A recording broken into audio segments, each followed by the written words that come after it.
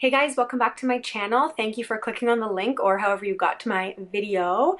Thank you for liking my videos and subscribing to this channel and for clicking on the bell notification so that you don't miss any of my videos. Alright, so for today I originally had something planned, but then last night I watched this like inspirational video and it made me change my topic. So I'm going to talk about this video instead. I'm kind of going to summarize a part of it and then I'm going to put my own spin on it. So the video is called The Biggest Disease Affecting Humanity, I Am Not Enough. And it's Marissa Peer, and she's a British therapist. So I'm gonna put the link to the video below. It's about 45 minutes. All right, so with this British therapist, basically she's an extremely successful therapist, ranked as #1, I think, by Men's Health magazine. And she works a lot of cases where people basically haven't been able to be helped. She works with a lot of celebrities and high-end clientele. So I'm going to tell you guys, I'm going to sum up a couple of the clients that she was working with just to show you that one commonality that she's talking about. So she goes to work with this client who, again, he's a celebrity, don't know exactly who he is. He wasn't able to be helped by other therapists, essentially. So she goes to his house. Couple things right off the bat. She's not able to park her Mustang in his driveway because it's not a Porsche, and basically I guess it's not up to his standards, so it would trigger him. She goes into like his beautiful mansion and basically is talking, like complimenting how beautiful his home is, and he's like, I hate this house, etc., etc. He's had like 3 ex-wives, I believe. So basically he's just a very unhappy person from what it seems like. He seems to have everything that anyone would ever want, but basically it's not enough. And then she tells him that his problem is that he doesn't believe that he is enough. And then they start talking about his childhood. So she talks about his relationship with his dad and basically just saying that like his dad didn't approve of him or believe in him or support him. So basically she finds a trigger there where she's like, okay, your parents didn't accept you. That's where they told you with their actions that you were not enough. That's where you believed that you were not enough. And that's where it drove him to become so successful, because he's thinking, I'm not enough right now, but if I become successful, if I become rich, if I become this, that, and whatever, then my parents will approve of me. They will accept me. They will think that I'm enough and I will be enough. Another client that she works with is this really successful woman who is suicidal, and basically it's not a matter of if but when she's going to commit suicide. And her mother also committed suicide, and she's like a shopaholic, she's very successful, etc. And basically this British therapist says the same thing to her: you don't believe that you are enough. And she identifies a trigger or a turning point in her life when she was younger, believing that because her mother committed suicide, that had her believe that if I was enough, my mom would have stuck around. If I was enough, my mom wouldn't have committed suicide.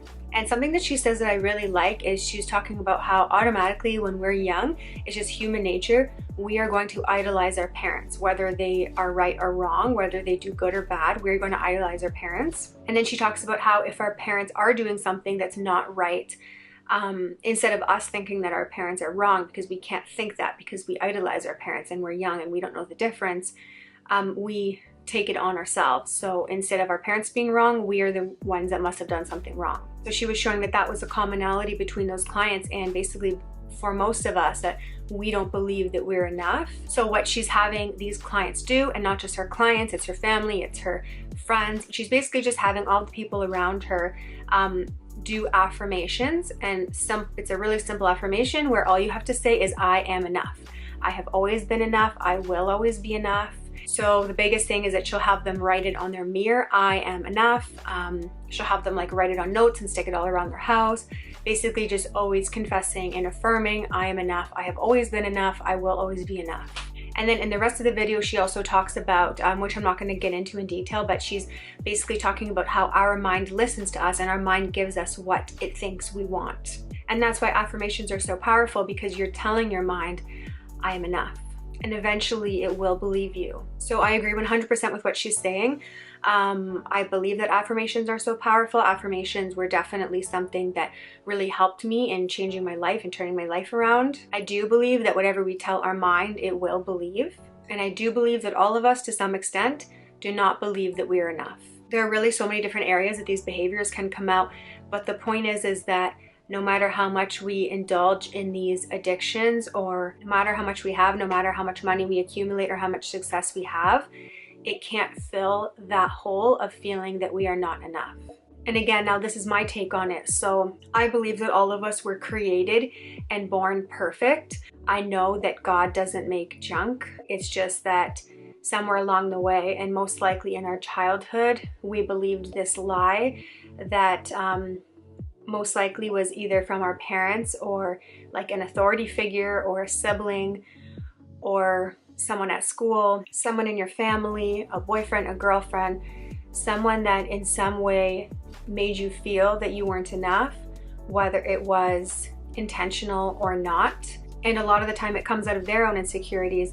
None of us are perfect. All of us have insecurities. So when you think about it, you know, your parents or whoever it was did the best they could with the best they had at the time, but they may have unintentionally made you believe that you are not enough in some way or another.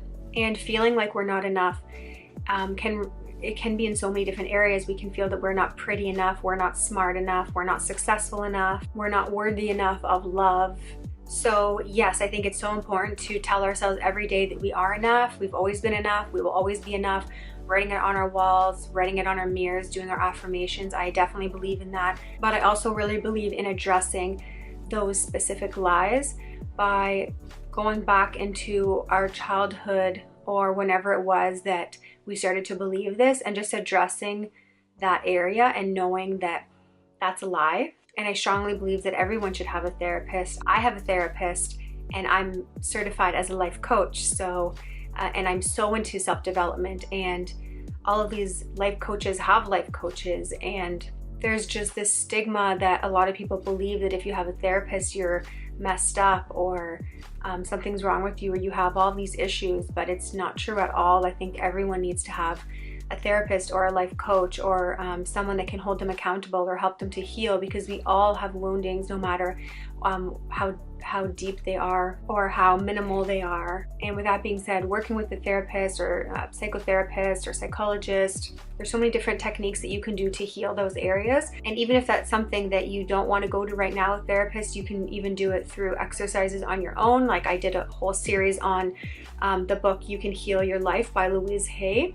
And I did so many of those techniques on my own. I do feel that they're more powerful to do them with a second person, but you can also do those techniques on your own, where revisiting that area of your life and you're either writing down or you're speaking out loud what you would say to that person. It doesn't mean that you go and say that to that person, but you say what you would have said to that person. Like to your dad, I wish that you would have accepted me. I wish that I never felt that I was enough, and I wish that you would have validated me and told me that you loved me, for an example. And then there's those like forgiveness techniques where, again, you're not going and actually speaking to the person and forgiving them and asking them for forgiveness.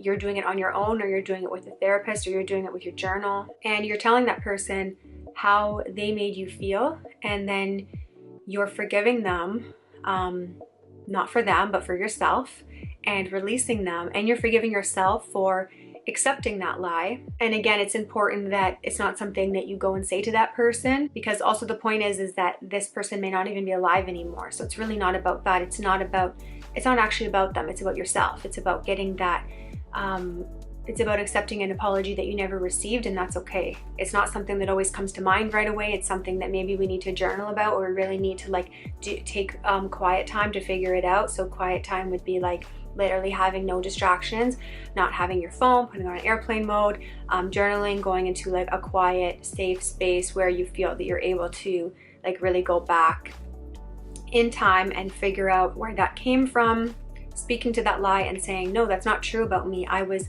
born and I was created perfect and whole and complete, and somewhere along the way, from someone else's insecurities or accidental, however it happened, someone put this on me, but that's not true about me. And here's what is true. I am enough. I have always been enough, and I will always be enough.